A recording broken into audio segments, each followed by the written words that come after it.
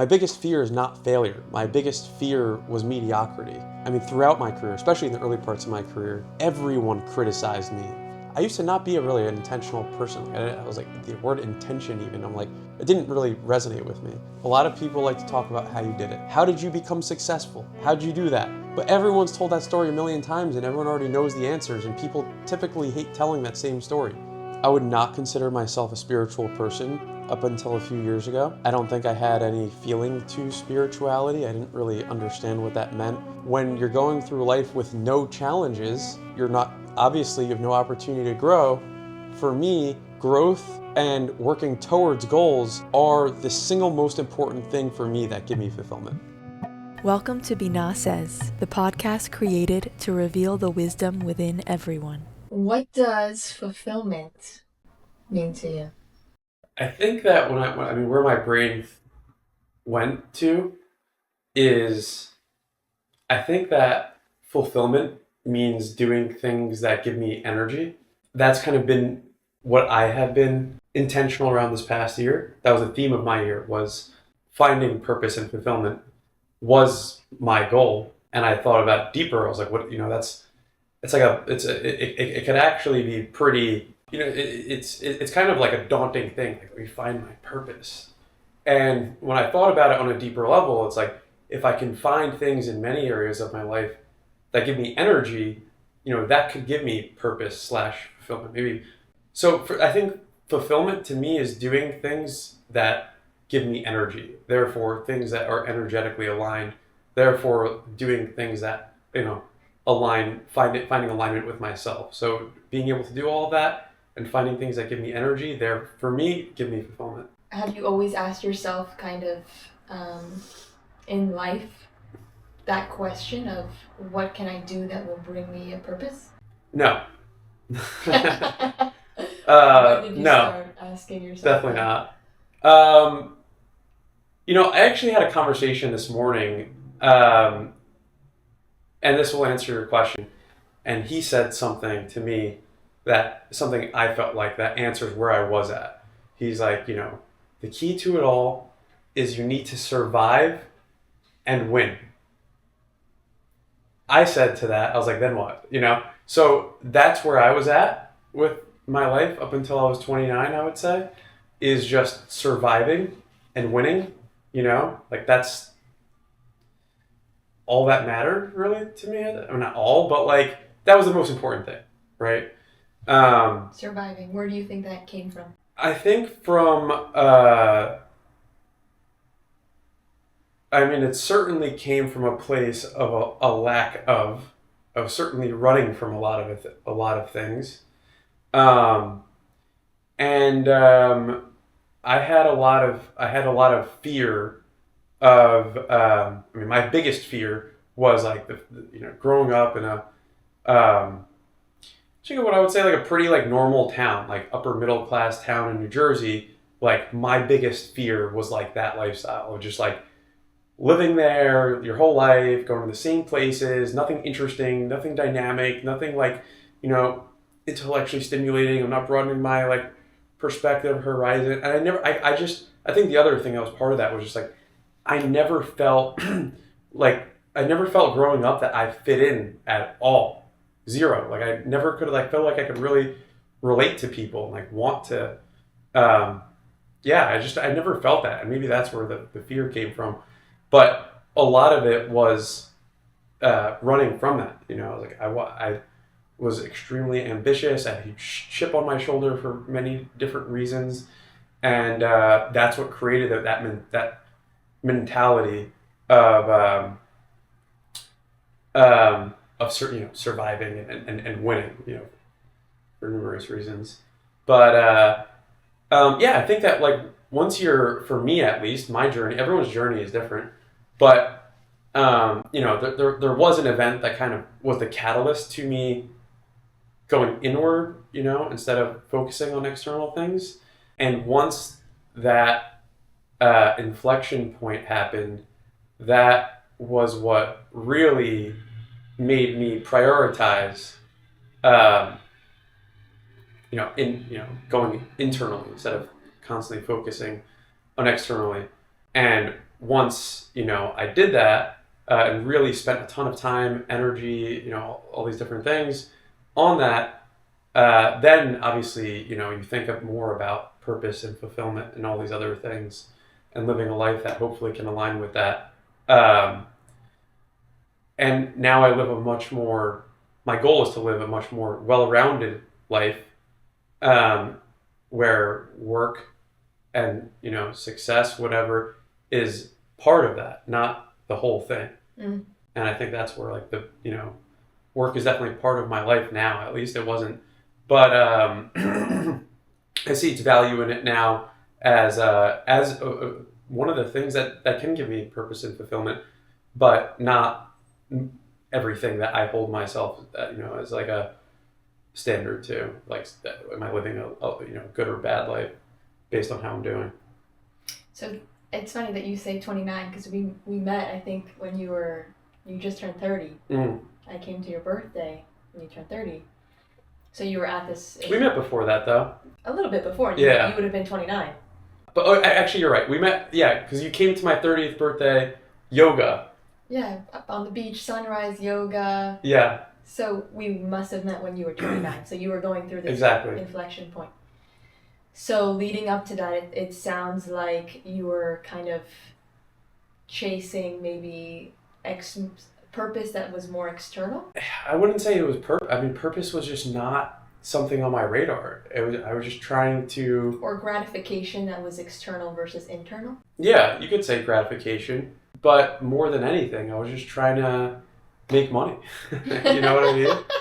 Okay, so what was your definition of success? It seems like it pivoted at this time. So before 29, what was your definition of success? It was based in money, wealth. Yeah.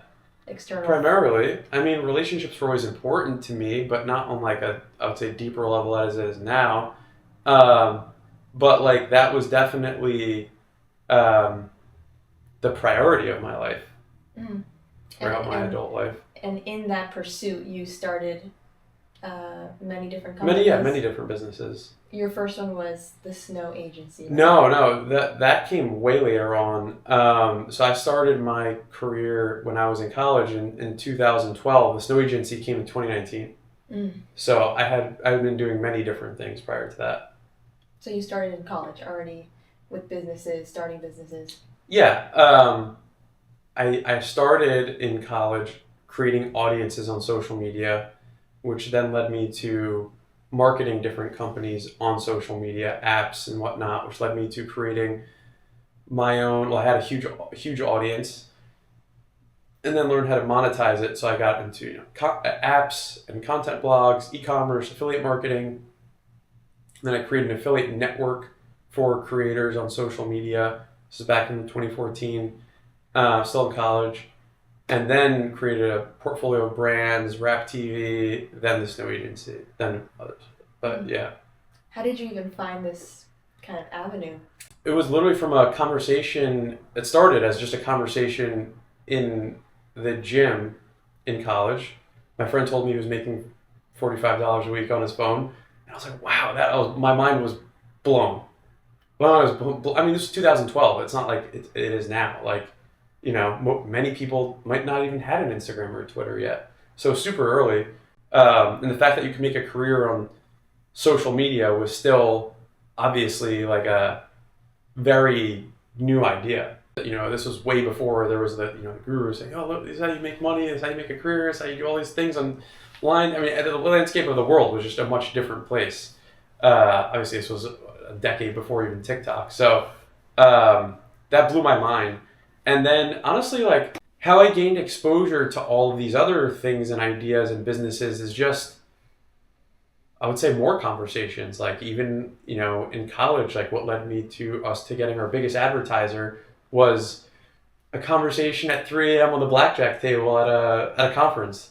And just from that conversation, it was a huge, like, kind of inflection point in my life. And how I got into many other future things was just conversations but I was always someone who was willing to take action on that.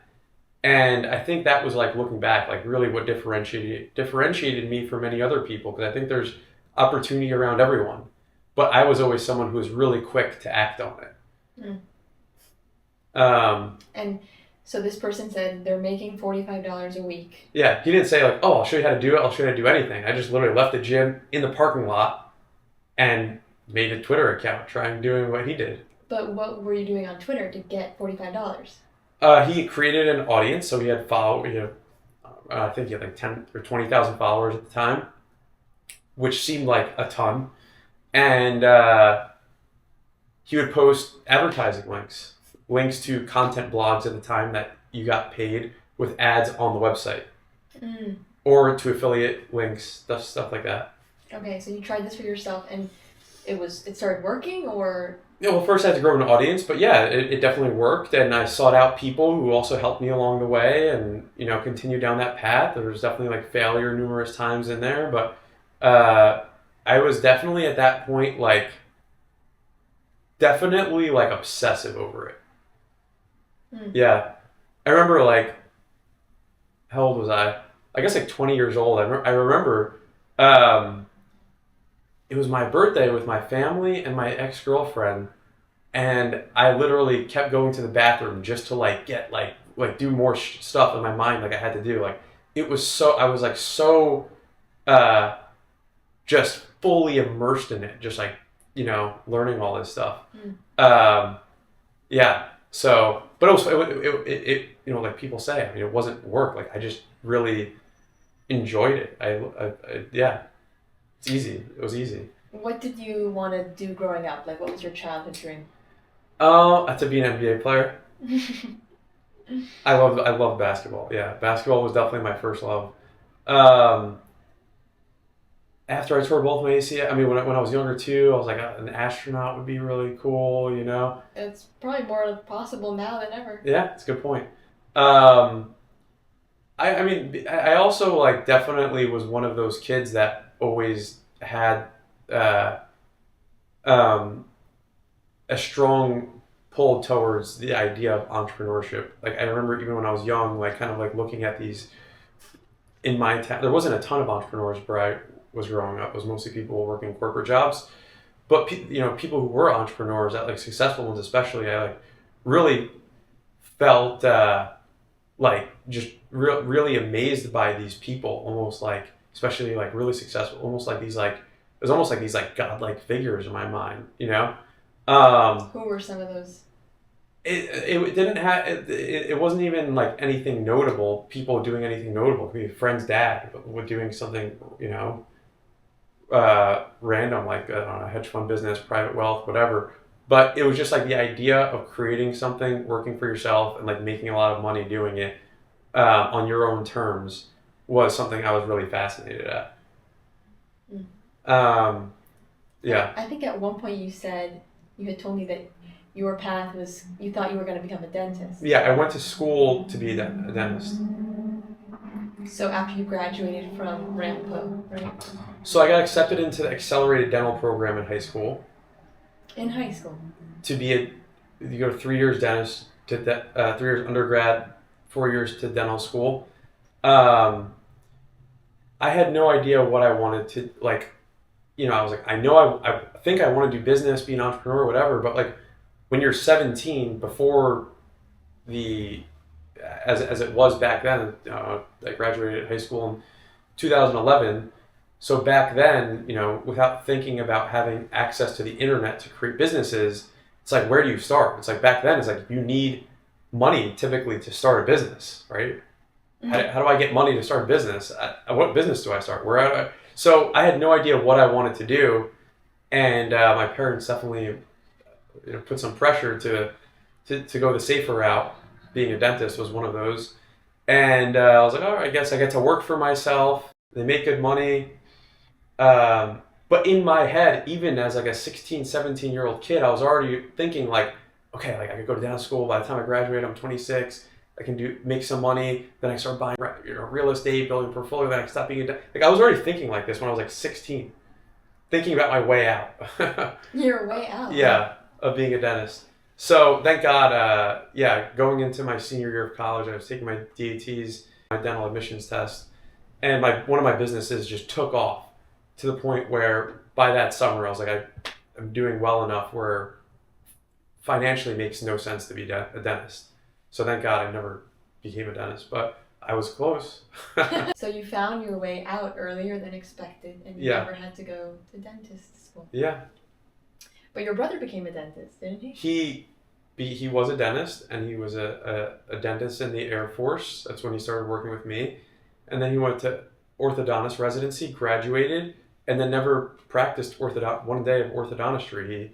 He finished during COVID, and we had created an agency at the time, and it was just a perfect opportunity for him to go all in on, being an entrepreneur.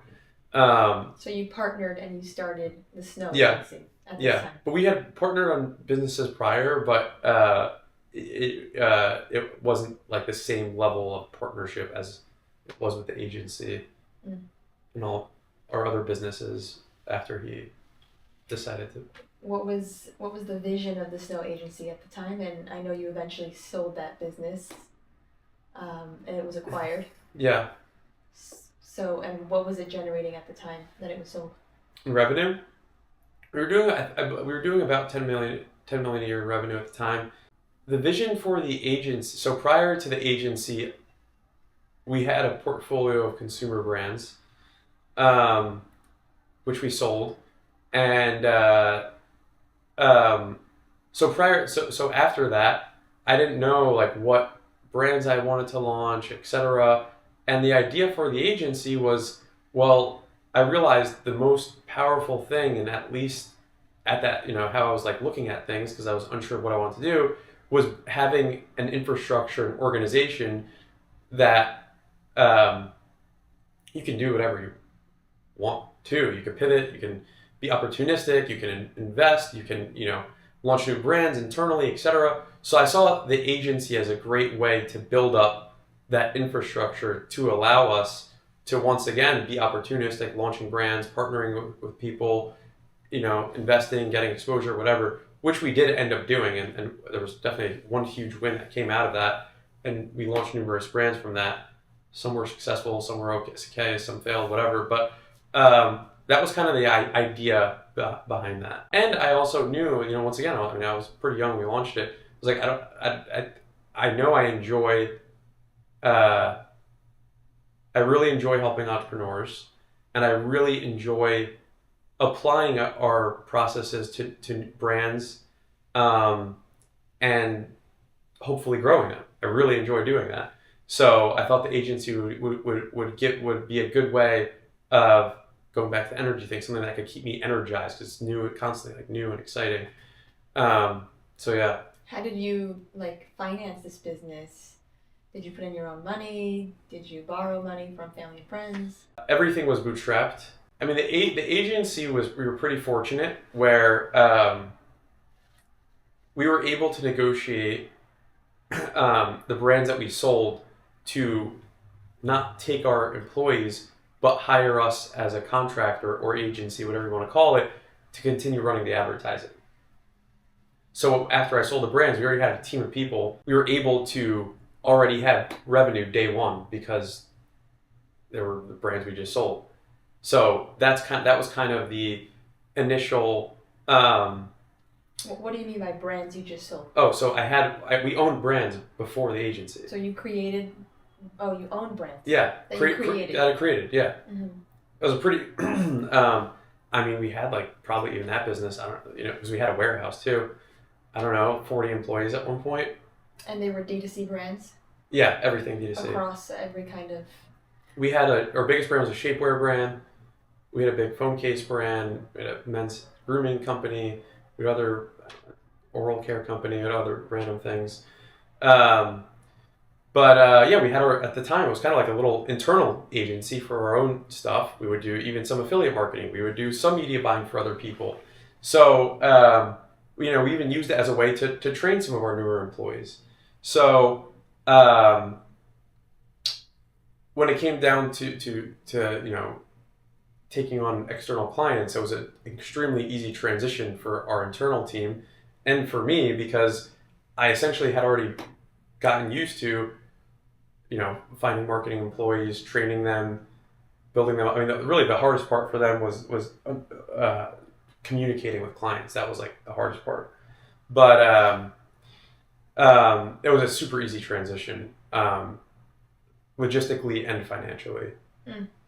So you saw an opportunity to offer the market something that you understood well that you needed for your own brands and companies. Yeah, and there was already a huge demand for it because we had already created such a great reputation for ourselves in the e-commerce landscape for doing it for ourselves and doing it well. So it was a pretty easy sell trying to get, allow us to help other brands.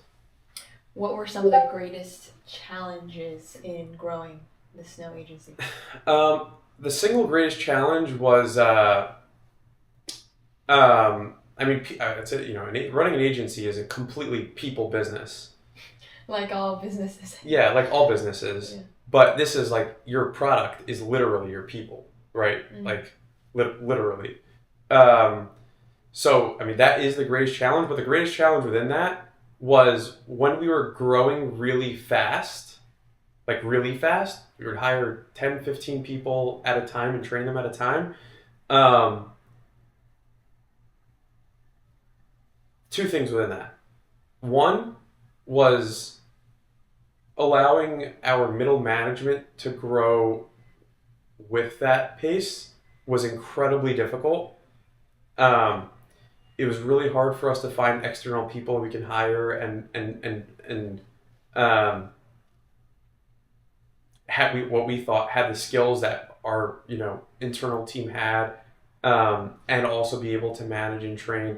So that was, I would say, like, middle management was the hardest part for sure, because there's one thing, you can take an amazing employee, amazing individual contributor, but trying to turn them into a manager is a whole different skill set. And if they're not a good manager, well, it's a huge shot in the foot, because now you just took someone who's an amazing individual contributor who's not doing a good job managing other employees, therefore not doing a good job with all these other accounts, and they're an inhibitor, not an enhancer. So, that was a big mistake, trying to take our best employees, turn them into managers. But also, as we grew really quickly, not being conscious of creating a company culture. And due to that, our biggest focus was just hiring good talent. And because we weren't intentional around creating a company culture, that created huge issues in the company later on, because it creates a culture in and of itself. A lack of culture. A lack of culture will be engrossed by whatever happens to this chaos, right? So, that created other challenges and power dynamics and then all this other crazy stuff. But, So you ran that up for how many years? Almost 4 years. And you were the CEO? Yeah. And your brother, what role was he playing? He was the COO. Okay, nice. Yeah. And was your plan from the beginning to kind of grow this to a certain stage where then you would eventually, sell or be acquired? Yeah, definitely. I definitely didn't see it as a forever business.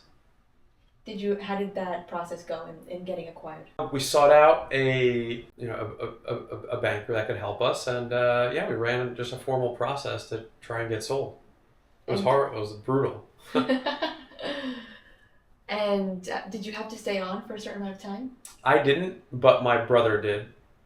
That was a big reason why we sold, was because I had other things going on that I wanted to focus more of my time on. You were focusing on Rap TV, right? Yeah, Rap TV, and can you explain what Rap TV is? Yeah, Rap TV is a media company that has a large audience in the rap and culture space. So what I like to say, it has the biggest audience for rap and culture on the internet, and the most engaged community for it. And then after we had created Rap TV, we decided to replicate that formula across other music genres and interests that our audience was interested in. So reggaeton music and pop music, country music, fashion, gaming. Yeah. So you were focusing more on that after you sold. Yeah. And I mean, and also, like I said, I mean, that was the time where I wanted to go, focus more on the internal stuff. And that was also where my own, spiritual journey really started around this time too. And that's what I wanted to focus more on. So I ended up not running Rap TV for very long, and took, as you know, almost 2 years off from work to travel and prioritize this self-discovery, spiritual period of my life. Did you ever have a feeling, in this first part of your journey where you thought you had made it? Like, I have maybe the wealth that I've always dreamed of. Did you have that moment where you were kind of like felt as though you were successful in the way that you wanted to be growing up? I don't know. I don't think I had that feeling when I was working, but when I was not working, I did have that feeling of contentness, of like, I have enough, I'm good. So that came after selling the company? Yeah, somewhere after. You no longer felt like you were in survival mode? Yeah. But I don't think that's a good feeling to have, actually. It's not. You agree? I'm asking you, it's not? And this is pretty like, I mean, what the spiritual world says, whatever, contentness. I know, I still chase contentness, but it's like, I don't know, there's somewhere between like contentness. How do you balance contentness and desire for more? But what comes with that is self-discipline, urgency, which build self-respect and all these other things. It's like, when I'm content or maybe complacent, which for me, complacency really took an effect when I was content. I feel like I was not the version of me that, I don't know if self-respect is the right word, because I did respect myself for doing these things. Not for wanting to be. I think it's just like, I think the feeling I got towards life, which I think now is a very bad mentality, a bad place to be, was just like the feeling of like, what's the point? What's the point of anything? What's the point of trading my time for money? What's the point of trading my time for opportunity? What's the point of this? But that is not that's not the right way to look at things. Because what I go back and look at, I just told you this whole story of like, the beauty of how my life unfolded was just being in it, constantly moving forward. And that's where your life can really, being in the arena, it's how you get exposure and are challenged, and, therefore, you face opportunity and all that stuff. So I think for me, it's like being in, when I'm, so to speak, in the arena, I have a different mindset and mentality. So it sounds to me like what you're saying is that quote where they say, the process is the prize. Exactly. So 100%. Being in it, being in the journey, working towards something is what actually was bringing you joy or fulfillment. Totally. And not the end. Well, not that, and also the day-to-day, challenges that, I was faced with. Even in Kabbalah, you learn all about how challenge is an opportunity. When you're going through life with no challenges, you have no opportunity to grow. For me, growth is, going back to fulfillment, growth and working towards goals are the single most important thing for me that give me fulfillment. Yeah, when I was, going through that time of my life where like I was not working towards anything, I wasn't moving forward, therefore you're moving backward. I was a very lost place. It was a great place. I mean, I'm very grateful for that time of my life, because it really allowed me to change perspective on many things and be able to see also work differently, and how I approach it. But yeah, it was I don't think it was a great a mindset that was a result of having almost too much complacency. Do you believe in God, a higher power? Yeah, definitely. And how has your relationship with God evolved over time? Maybe when you were younger till today. When you were starting these businesses, how was God kind of interweaved in your everyday existence, and how is that relationship different today? I would not consider myself a spiritual person up until a few years ago at all. I don't think I had any feeling to spirituality. I didn't really understand what that meant. I saw these woo-woo people as like, kind of BS. Yeah, I grew up in my parents are both pretty religious. My mom is especially very religious, and kosher household. But I think that like with me especially, I'm someone that when you're forced to do something, it makes me shut down and not want to do it. So especially like, I went to Jewish after school, Jewish camps, this that Jewish is a big part of my life growing up. But I didn't have like I was always proud to be Jewish, but in terms of like the relationship with God, which is a very personal thing, you can't be forced into that. I never really developed that until, later in my 20s.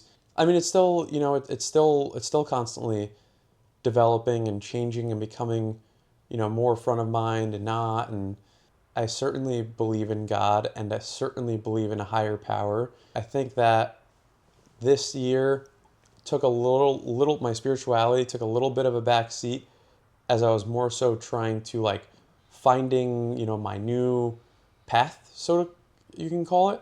Whereas this year, as I'm making my goals for 2026 again, spirituality is now going to be on that list of like you know, I can things that I can prioritize to keep it more top of mind.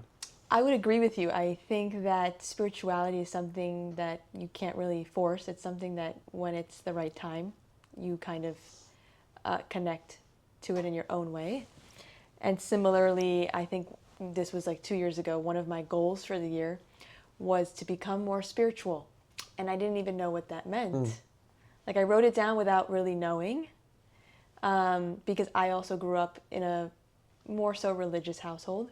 And we were doing things out of tradition and custom because we're Jewish, and that's the way things are done, and that's the way it was written, and this is what my parents did growing up. But I definitely was missing the meaning behind everything that we were doing. So I can relate on that front. And then taking, my Kabbalah 1 class, this was almost 2 years ago, changed my whole relationship with God and with the practices I was doing growing up. It's interesting because, like I said, I started this year, I was like writing down all these goals, and some of them I was consciously working towards, and some I was not at all. In fact, like I looked back recently and I was like, oh shit, I forgot I even wrote this. I do that too. And it happened. Yeah. So it for the first time, it was amazed to see even some of the other things that I wrote that I did remember, how once I wrote it, the universe, God, whatever, just slapped me in the face with it as like an opportunity to do. And the exact reaction I had at each of those things was like, I wrote it down as things that I'm going to do. Like I have to do it, you know? So it goes with like, I was able to see, because I used to not be a really intentional person. Like I was like, the word intention even, I'm like, I don't even know how I can, like, it didn't really resonate with me. So it was incredible to see, and made me really excited to, to continue doing that and being intentional. My Kabbalah 1 class, the positive of it is showing up with people who are also in the same mindset as you, wanting to be curious around spirituality and bettering themselves. And being able to at least have those lessons for that week be top of mind. To me, that was the biggest pro. Like I mentioned, I've done a lot of I don't know, self-work and read a lot and done a lot of other experiential things. So I feel like all the concepts in Kabbalah 1, nothing was really like new to me. So it didn't feel like I was like, you know, kind of like that wow moment or aha moment of anything. I was kind of like, oh wow, it's interesting how this other, you know, modality is saying the exact same thing. Like I just did something else that said the exact same thing like a week ago. Like this is the exact lesson. So that was like the interesting thing for me, which was cool. But you know, once again, it's just reinforcing it. Like I said, it's like it allows that if spirituality is important to me, at least just showing up and having it be a little bit more top of mind than it was just going throughout your week and working again, being busy and this and that. It's very easy to lose that. So that was the biggest pro to me, and the biggest benefit. What were the other modalities you were trying or have tried that are teaching these same kind of concepts? So I went to something called the Hoffman Institute. Have you heard of it? I've talked to you about it. You've mentioned it to me. I think that he did take a lot of his learnings from, not Kabbalah was part of that, Judaism was part of that. Like he took some of his learnings from that, but I mean, literally everything we did in Kabbalah, we did in Hoffman on a much deeper level because we had more time. You know, I spent, I don't know, you know, 7 or 8 nights, whatever, 13 hours a day. Do the math. It's like we had a lot of time to go really deep with these topics. Mm-hmm. So I spent a ton of time on them during that week afterwards, reflecting on it, thinking about it, writing, meditations on all this stuff. So yeah, I would say a lot of it is from that. Where did you do this Hoffman? Was it a retreat? It's a retreat. Yeah, I did it in a little outside San Francisco. But we do. There's a Miami. People have done it in Miami. We get together once a month. We do these exercises and whatnot. So like, you know, the exercise that we did that month was a few days before like one of the Kabbalah sessions, and it was like the exact topic we were going over. Like, I'm like, I just did this. You know. Have you done anything with Joe Dispenza? I haven't. It's funny you say that because as I mentioned, spirituality is going to be one of the things I'm more conscious of this year, and writing down things that I think can allow me to grow within that. Going to a Joe Dispenza retreat was actually like one of the big events that I kind of wrote down for 26 that I wanted to do. Mm. What else are your goals for this year? I haven't started. I haven't like sat down and really like thought about it deeply yet. I know I need to do mine too, but I think it's funny that you said I was recently looking at like my 2024 goals or 2025, but it's funny how we, just by writing it down subconsciously, we work towards them, and then when we look back, we're like, wow, we're shocked at what we could accomplish. So becoming, closer to God for me, that was one that I, have been able to work towards. Starting this podcast was one that I had for many years on my list. Same with me. That's why I started my podcast. Talk to me about that process. The process, or why I wrote... Yeah, what brought you to why did you want to start a podcast, and what were the steps you took to start one? Where are you with it now? I had been on many podcasts, as we were talking about before this, and I always enjoyed being on podcasts. I always enjoyed the conversations. I always enjoyed, maybe because it's how present you are. Hopefully people are asking me good questions. They don't always do. I hope I'm asking you You're asking me good questions.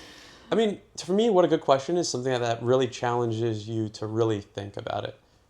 Because I get so many questions that I'm asked that I'm like, okay, I already know, I have the answer for it. I've said this answer a million times. But something that can really make you pause and think, because you might have not thought about that in a while. Even when I was starting my podcast, that was always my goal, like to get someone, ask them a question that like really challenges them to go deeper and think about it, because that's what I like. But anyways, I would say positively impacting people is something that also gives me a lot of fulfillment.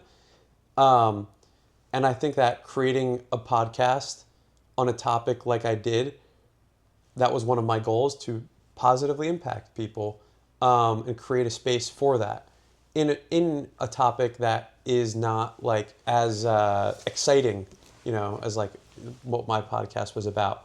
I wasn't Not as exciting as your... no, I'm, like it's not like I think that like people like to talk about how you did it. A lot of people like to talk about how you did it, right? How did you become successful? How did you do that? But everyone's told that story a million times and everyone already knows the answers, and people typically hate telling that same story. What people like to talk about is like the personal side of things, right? It's like you're with a very successful person with a lot of notoriety. It's usually around the how you did it, not like who you are and the personal challenges that go along with that. But I think that's where the beauty lies. And that's where the real stories are told, and humanizing, these people who might seem really aspirational. So I think that could really impact people. I thought that could really impact people in a positive way. And it was also something that I was the exact thing that I was going through at that time. So it was something I was really just genuinely curious about, right? Like, I'm an entrepreneur, but these people who are professional athletes and musicians and celebrities and, famous CEOs and this and that, have the same challenges that I was going through in a different way. So I was able to approach it with just curiosity. And I personally benefited a lot from those conversations, and hopefully other people did too. So that was my inspiration for the podcast. And also, once again, I was like, why? Because I was like, I said podcasts gave me energy whenever I would do them. And I told myself I would do 10 podcast episodes. It's all about action, right? So for years, I also said, I want to create a podcast. Never did. So what did I do? I removed all the friction. I booked 4 or 6, whatever, podcast studio sessions. So I had to pay for it. And I immediately tried to book 4 guests as fast as I possibly could. So I removed the friction, how do I set up the videos, edit this? Like, I hate that, hate that side of things. So all I have to do is show up. And yeah, and then I got going. I gained some momentum and I really enjoyed it. I put myself out there. And once you put yourself out there, you realize it's not so bad, and people try to help you. And that's exactly what happened. So like, it was just a fun process in many, many regards. It was a fun project, that benefited me and hopefully some other people listening. So, yeah. I love that. I removing all the barriers, preventing you from doing something that your heart or your soul is telling you to do is a great lesson. And I similarly had to do the same thing once I decided this is the thing I'm going to finally do that I've been talking too much about doing but not doing. Removing those barriers and just going as quickly as possible. Exactly. Is the way to go. How much of what other people think of you affects how you live your life? Is that a barrier that prevents you from doing anything? It's certainly not a barrier to me not doing something. I could care less about what people think, generally speaking. I almost find it comical when people criticize me because it's like funny. It's like, why is this such a trigger point to you? Why are you projecting showing your own insecurity? It's like funny for me. It's like, why is me living my life triggering you? Like, why do you get, right? It's like, it's a joke. I was thinking about how do people's perception of me does that make me do certain things? Mostly around the work stuff when I think about that. I actually don't think people's perception of me has ever affected anything I do. I mean, throughout my career, especially in the early parts of my career, everyone criticized me for what I was doing. Working on social media, because it was such a foreign concept to everyone. Friends, family, everyone. I had zero support, but I was always that type of person. I fed off of that criticism. I loved it. That was my fuel. That was like my fire. Like, I can't wait to prove you wrong. You know what I mean? That's what, like, when I was an athlete growing up. Same thing. It's like, you play basketball, whatever, and someone's like, the crowd or whoever, someone's, talking shit to you, whatever. It's like, I love that. It made me happy, almost. I was always just that type of person. There's one of the best books I ever read was right there, Wanting by Luke Burgess. And it's all about mimetic desire, which is like, humans are developed through imitation. And therefore, the things you want are based on imitation. So I think like, on deeper levels, like there's definitely things that I am doing or wanting or whatever, how I'm showing up, that is like some form of, imitation. Like, where's it coming from, really? So like, I'm sure that it definitely affects me on some levels, but I wouldn't say it prevents me from doing anything. Yeah. It's funny you bring up this book because someone else has told me to read it. Oh, yeah? You're just the person that's telling me all the books I need to read because I know the good ones. I just finished the Many Lives, Many Masters that you had told me to read. And it was incredible. So thank you. Nice. Happy to hear that. I think another thing that hinders people from starting anything a lot of the times is failure, a fear of failure. Has that ever affected you in anything you've done, accomplished? It's pretty interesting. When I was like really starting out, I had such a great mindset. I think because I never had a fear of failure. I remember even in college, like, I was in a fraternity and there was like pledges asking you questions. And they're like, what's your biggest fear? I was like, my biggest fear, I was 20 years old when I said this. And my biggest fear is not failure. My biggest fear was mediocrity, right? So those are two completely different things. Therefore, my biggest fear is inaction, not failing. If anything, when I was younger, my motto was like fail fast, because I was like really able to learn. That's how you learn. Hopefully don't make those mistakes again. So I had no problem failing. I failed many times. I started over many times. Where it's interesting, because I had nothing to lose back then. Now, especially as I'm starting a new business now, I have the fear of failure more, I would say, than ever. I feel the weight of that more. Is it because you think you have more to lose? I mean, it's not that I have more to lose. It's almost like it goes back to the perception thing, right? I have the perception of me to lose, of other people, investors too. So I feel the weight of that for the first time. Especially coming back to like work again, not working again for 2 years. Like, was I lucky? All these other things, and I think that gives me a lot of anxiety, actually. So it's just, that's like, I don't know, like the monkey brain in me. I try to come back and do all these, but like that like that's where I was going to when you asked me that question before, around like this people perception of you, like change the way you do things. So. Like, once again, it's not changing the way I do things, but I'm like conscious. But the thing, you go back to it, it's like no one actually gives a shit what you're doing or care about you, like, for the most part, and like that's the honest truth to it. So there's this quote, and I keep bringing it up on podcasts, so I need to actually find the real quote, but I'll paraphrase it, and it's something along the lines of, in our 20s, we don't do the things we want to do because we are afraid of what other people will think of us. In our 30s or 40s, we decide to do it, and we don't care about what other people think. And then in our 50s and 60s, we realize no one actually cared at all, and we could have been doing the things we wanted to do in our 20s. So I've come to live by that mindset more now than ever. And yeah, it's crazy to see. I was just talking to a cousin of mine yesterday, and she's in an inflection point in her career where she just ended a job, a corporate job, and she was doing it her whole life, and now she's in her mid-20s, and she's thinking about pursuing things that are more, artistry, acting, modeling, things of this nature, but she's afraid to because of what other people would think of her. And it kind of gave me a pause because that mentality exists in the world. And it took me so long to transform it. And I live in that mentality now where it's like, really, I don't even put energy into what other people think about me, but to hear someone still kind of stuck in it made me realize how much farther I think we have to come as a collective. Well, I think, I'm someone that had the pattern, still do, in some regards, but like the pattern of judgment and criticism for a very long time.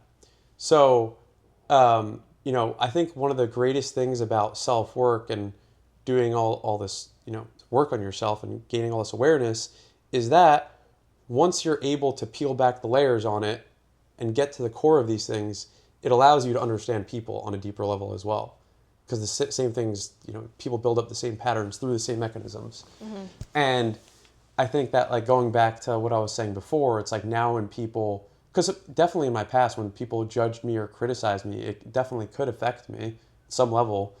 Now, and that's what I was saying before, now it's like, it's like, why is me doing what I'm doing triggering to you? Like, mm-hmm. triggering to them maybe because they want to do it, or they feel self-conscious about them, that they're all these different things about them. It's not about me. Mm-hmm. And I think that once people realize that on a deeper level, I think that's where hopefully like self-freedom is, mm-hmm. like even though small things, like, yeah, I'm like really into fitness. Like one of my things, like when I'm passionate about something, I love to share it with people. That's just how I am. Like share it to them, and social media is one of those ways. It's just like, it's like fun, but it's like, yeah, so my friends see, some videos, whatever, and they will make fun or whatever, and it's like funny to me. It's like, why, like, what do you like, why do you care? Like, it's not deep. Yeah, I love that. I think a lot of the time people have like this negative perception of social media, and they kind of get sucked into the negativity, maybe the toxicity of it, but I think more so as of recently, I've been able to just transform it into this platform of sharing. Yeah, I mean, that's what it is. Yeah, and inspiration, right? And so I have this rule that I made for myself. Every time I go onto social media, I must share something. I must post. I must put something to my story or post something. Wow. And number one, I become more intentional about going in. I'd be posting way too much if I did that. So number one, it makes me more intentional. I see. Interesting. Yeah. Now I don't just go on. Yeah, just to mindlessly scroll. To mindless, it's like, okay, my intention as I'm going in is actually to share and to create something. Cool. So that I think is a better mindset. And then also when I go into social media, it's also to find inspiration for something else I want to mm-hmm. create. That's cool. Yeah, so it's a tool for you. Yeah, exactly. Versus a mindless scrolling, doom hole of the universe vortex. Yeah, makes sense. Yeah, that's cool. I haven't heard that one before. I know you've been more into your, I think, health and wellness now than ever. What does that look like for you on a day-to-day? And how have you been able to share that with others? So, day to day, that looks like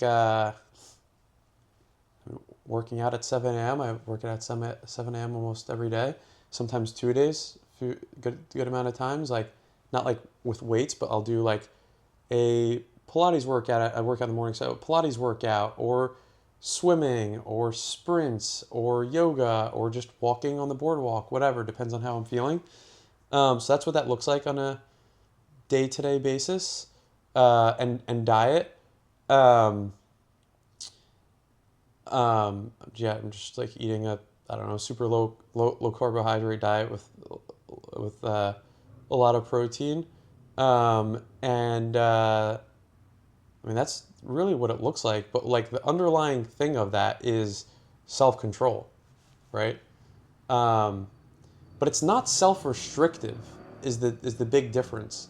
Because I no longer, and this is the thing that some people don't understand, I also like barely drink now. I don't desire these things. Like, I desire the feeling I have more than having a fucking donut. Like, I don't want a donut. The 10 seconds it tastes good, I like literally don't desire that, So, yeah, I don't know. It's maybe an interesting lesson behind that of like when you can get to the see the positive benefit of something, you don't let the short-term gratification of stuff, whatever, get in the way. But yeah, I mean that's really what it looks like. And I was going back to what I said before, my 2025 goals. I completely forgot I wrote this. I didn't realize until 2 weeks ago. I wrote, lose 15 pounds and get a six-pack. Have you done that? I think I lost like at least 20. I lost like 25 pounds probably, but maybe like 27 actually. But yeah, and then I do. I really enjoy group stuff, so I do these beach workouts with friends. I do personal training workouts sometimes with a friend. Sometimes work out with friends. So it's like for me, it's always more fun to do it with people. Yeah, that's what it looks like. It's nothing too crazy. What are you most curious about going into 2026? I can tell this is a good question. You're pausing for a while. It is. Because I haven't spent a ton of time thinking about it yet. I'm finding myself craving routine and being grounded more than anything, I think, in my life right now. Like I was just in Tulum and I was like, I wish I could just be back in Miami, back in my routine. Like that's feeling really good right now. Whereas before it was, like many people can relate to, it's like, you can't wait to escape and escape, travel, whatever. I think that's a pretty big change of mind. I think that's pretty big, and that'll be interesting to see how that unfolds in the new year in many different areas of my life. Yeah, I think I like one of my goals this year was to host people more, and I definitely did that.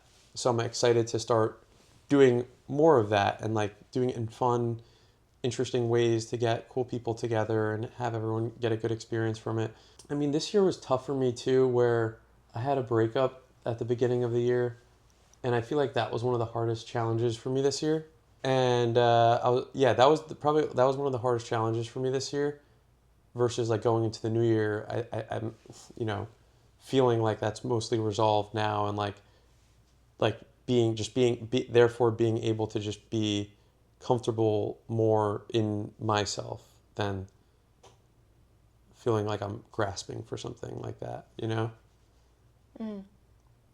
That's beautiful. Thank you for sharing that. I think we've reached the conclusion of this episode. We could go on though. I've been enjoying the conversation. Yeah, this was great. I do have some rapid fire for you. Okay. Let's see. What's your favorite place you've traveled to? I tell everyone, my favorite place in the world is Santa Teresa, Costa Rica. Really? Yeah. That's on my Just list. my happy place. I haven't been yet, but... You would love it. Yeah. I've been told. I must. Yeah, you would love it. You might never come home. What's one of your favorite books? You seem to be an avid reader, so... I mentioned Wanting is really good, but I read one recently which was extremely helpful for me. Letting Go by, I think Richard Hawkins was the author. Once again, I mentioned what I was really struggling with, and it really shed light and made me understand what was going on deeper levels, not just in relationships, in many aspects of but everything. The way you show up towards different things is somewhat similar. So that book was really helpful for me. Yeah. What are 3 things that you do every day? I try to get 10,000 steps in a day. I try to do something movement related every single day. I try to practice gratitude every single day. What's the greatest advice you've ever received? A line from a song I love, from Kanye West. And it's, if you love yourself, you'll never be alone. I really like that line. I like it too. Who do you look up to the most? I read The Surrender Experiment, and that was so, not aspirational, because I don't want to live a life like his personally. Michael Allen Singer. Yeah. I was just so blown away by his life. And, the whole premise of the book is like how spiritual he was. And it's somehow surrendering to life and all these things ended up for him, having like a multi-billion-dollar company and still having spirituality, something that was so important to him.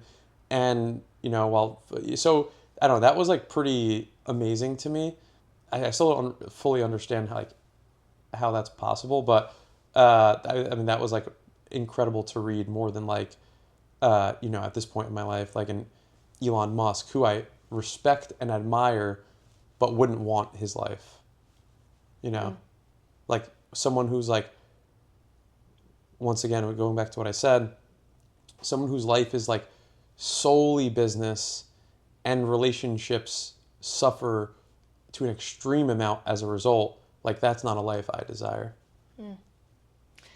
I would agree with you. I think that being able to be in two worlds, right? The world of the spiritual and the world of the physical, which we're in, and feeling whole in that is at least something one could say is a dream or a desire. How do you like your coffee in the morning? I drink it. I never drink milk in my coffee. Just black espresso usually. You know why I'm asking you, Why? right? I know you love to post on your story how you take your coffee. I do. Just black. It's I'm great. a simple man. It's great for the feed. It's either espresso or Americano. That's really it. I will have to try Hot. your coffee one day. Never iced. I can make you right after this. It's 4 p.m. I won't be able to sleep. I mean, if you could give yourself a piece of advice before you started on this path, what would you tell yourself?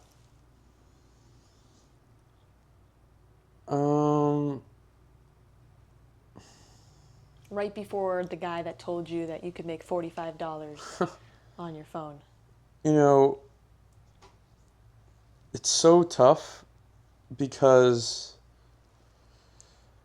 I think that, I guess this goes back to spirituality, but like I wouldn't have wanted my life to change anyway in the past.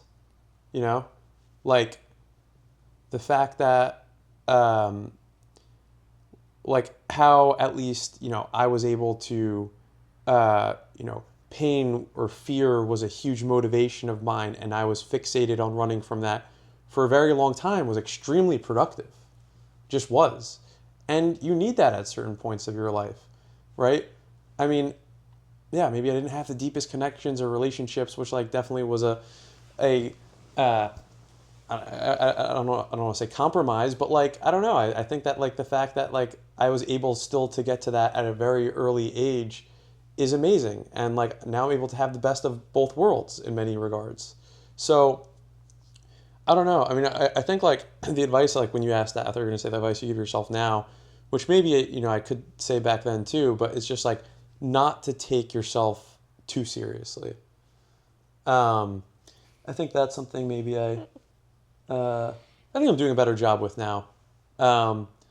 But sometimes I don't know, especially like emotions, it feels very like heavy, and I really admire people who feel like very like lighthearted. That's something I really admire in people. Because like I do like emotionally let things weigh me down sometimes. Don't take yourself too seriously. Daniel, thank you for sharing your wisdom and understanding with us on the podcast. Yeah, thank you for having me. It was a great conversation. Thanks. Thanks for tuning in to Binah Says.